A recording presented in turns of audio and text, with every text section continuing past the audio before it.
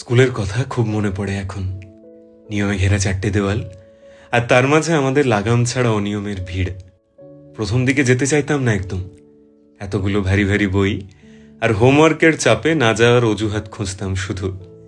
তারপর ধীরে ধীরে বাড়ল বন্ধুর সংখ্যা, ক্লাসের ভেতরের মস্তি, আর স্কুলে যাওয়ার প্রতি আগ্রহ। স্কুল ছিল আমাদের একান্ত নিজস্ব একটা দুনিয়া। ভাগ করে নেওয়া টিফিন, খুব একটা পছন্দ না হওয়া টিচারের ক্লাসে বাধ্য হয়ে বসে থাকা, আর বন্ধুদের সাথে এক সমুদ্র গল্প।